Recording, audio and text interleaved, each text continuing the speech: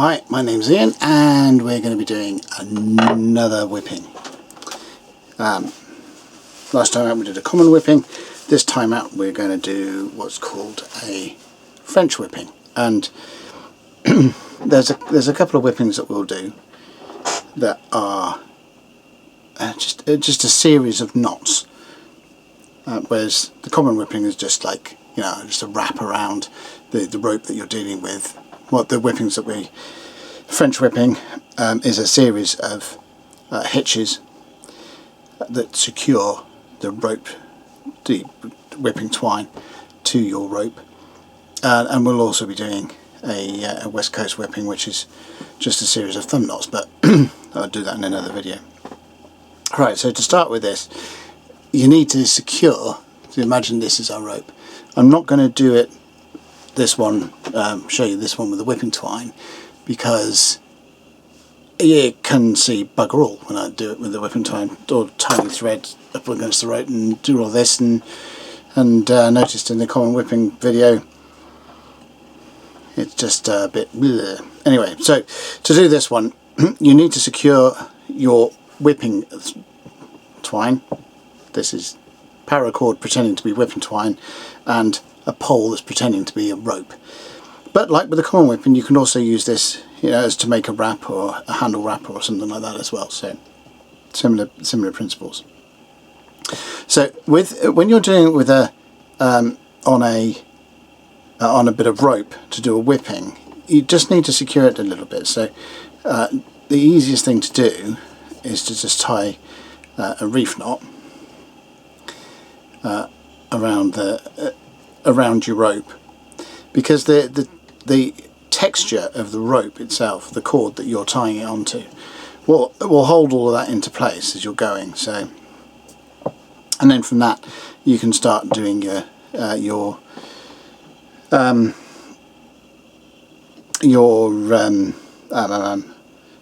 the word, your hitches. There we go. But this being a pole needs something a bit more than a reef knot. It's a bit kind of loose and there's no real texture on the pole to hold it through. So if you want to just do it basically, you can do a clove hitch. I'm going to save clove hitch in another video, so I'm not going to show you how to do it here. But there's all sorts of variants to the clove hitch as well. There's like constrictor and boa and everything else, but it's a simple knot to do, and don't let anyone go and try and show you how to do the clove hitch in this, create two loops and then slot it over the end. When scouts come to me and say, I know how to do a clove hitch, I tend to hold a pole at both ends and then go on and show me, and they get confused because the only way they've actually been taught how to do it is this horrible way of two loops and then slipping over the end. Anyway, we'll save that for the clove hitch video. Okay, so you secure it in some way. If you want to be really decorative, then you can secure it using a Turk's head. We've got a video up about the Turk's head and how to do that. So you could tie a Turk's head around here, and you could also finish it off with a Turk's head. What we're going to be doing is we're going to start it with a clove hitch and we're going to finish it with a clove hitch. It's that simple. So we create our hitches. If we hold our bit of rope, or our pretend bit of rope, and our pretend bit of whipping twine, and what you do is you make a loop so it's coming off the top of your securing knot, then underneath your rope or your pole or whatever you're going to be doing, and then you're going to pass it back through that loop. Get it out of the way so you can actually see what's going on. So all a hitch is a loop. It's effectively a bit of rope that goes back on itself in order to trap its running end underneath its working end, or the body of the rope. So you can see we've got our bit of rope here, we've created a loop, we've passed it underneath and through that, and so when that closes up it seizes itself. So that's really all a hitch is. And you can see that with the clove hitch as well. So you've got, you know, its loops are pressing onto each other, using friction to actually hold the the bits of itself down. So that's a hitch. I mean, the reason why a clove hitch, if you look at the clove hitch, it goes around twice, is because when you do a hitch, in order to make it secure, you need to do another hitch in order to lock the first hitch in place. I mean, this is pretty loose, but you'll see as we go down, the more hitches we add to it, the more secure this will be, because we're adding those locking hitches in. Anyway, so we tighten that hitch up and neaten it up so it's, you know, in a nice kind of thing to there. And then we can go and create our next hitch in exactly the same way. We're not doing anything different every time. So form the loop underneath like that, get our working end and just drop it through the loop, and then pull that hitch tight.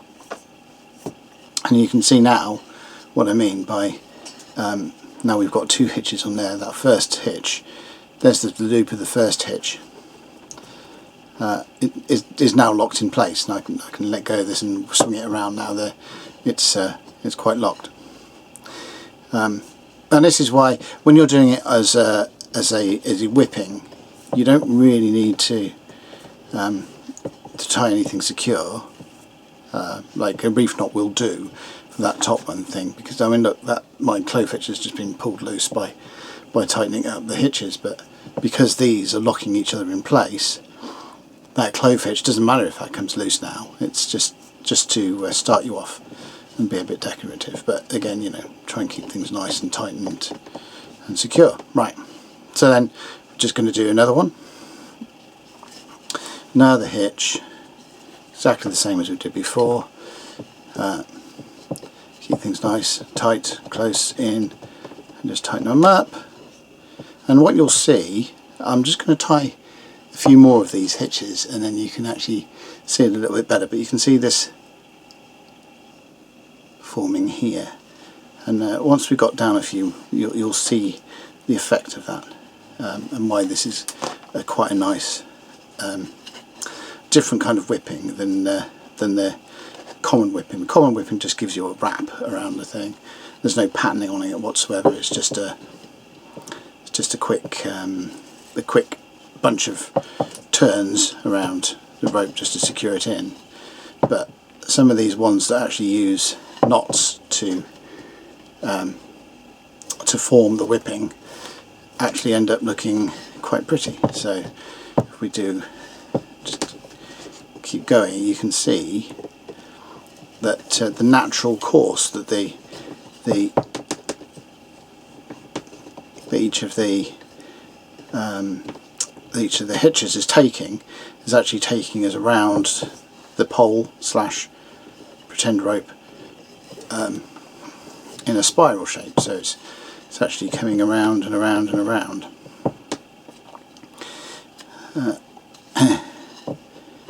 And you can actually, if you pull these things a little bit tighter, you see these ones are I've made these quite long in the stitches, I suppose you want to call them.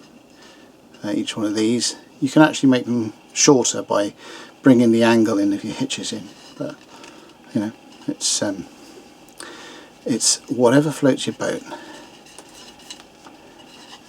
And all of these hitches are just securing and locking off all of the other hitches you're doing. So you know, it's quite a secure self-locking, I suppose you want to call it. Well, I don't know what I want to call it. Pretty, anyway. And there you go. You can see we've got this spiral effect as it's coming down. The spiral effect as it's coming down, all the way around to where we were actually starting to work there. See? So it's a little bit prettier than just a straight wrap. And now we're here, I can just just finish it off with a clove hitch, and there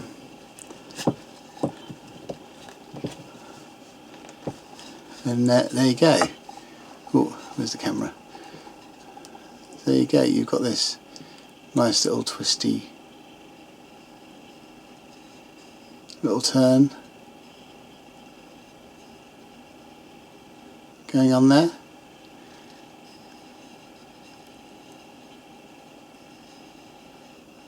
Little spiral thing going on, and the same again with as with the common net whipping. You can just burn things off and seal them in to secure things up. And yeah, like I said, I'm just using clove hitches to secure these things on the top and the bottom. But you could start it with a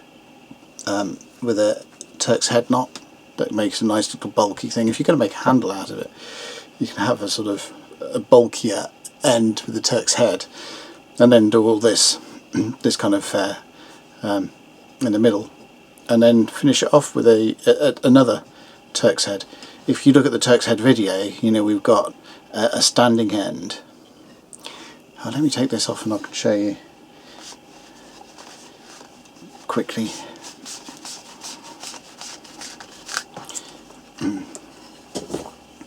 So with a Turk's head, you have a standing end that doesn't move, right?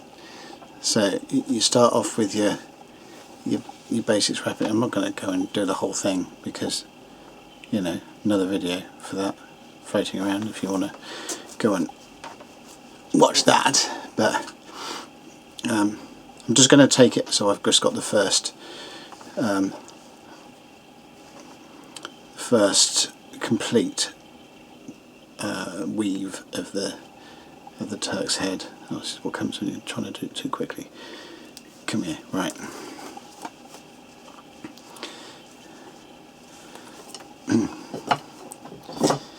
So what you do is you go around and create as many of these as you like, and you're actually sort of, oh, fingers have gone out. So you're actually tying this. Your fingers, or my fingers here, will be taking the place of the pole. Or instead of doing it around my fingers like this, you'll be doing it around the pole, right? So and then you tighten that up by just going around the loops as you would when you're dressing up the Turk's head, and then from there. So you want to go around and tighten everything up so that it's clinching on to. So it'll take a bit longer, but if you're doing something a bit more permanent, then you know you just want to throw something on to make something look pretty briefly. Then you know, a little bit of extra time to make things a bit prettier than they would otherwise be. It's not that bad, is it? You've only got to do it once. So that's all the way around to the end. So yeah, I mean it's just an alternative thing. So there we've got the start of our Turk's head. The start of our Turk's head going with the weave. It's going through. And I've just done this quickly, but it's the same kind of principle. So now I've got that there. I can start going, you know, doing a couple of wraps off the back there as we go through there. Da da da da da da da da da da da da. I'm not paying much attention to being particularly neat right now. I just want to go and show you for the sake of example of what we're doing. So what I'm doing is just creating those hitches.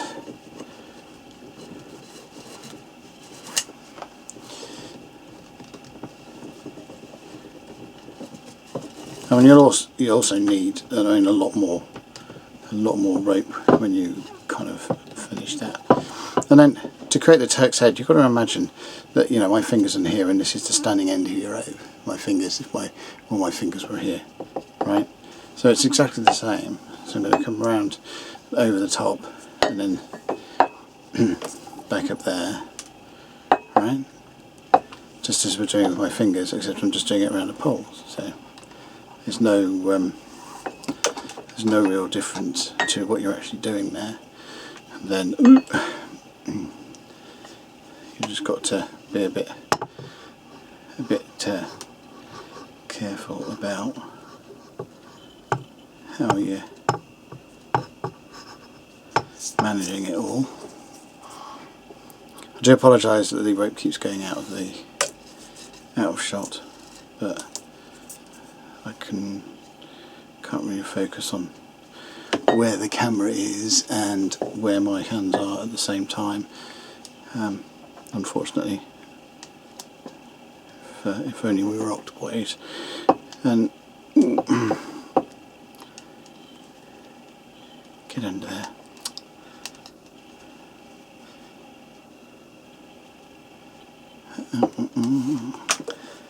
So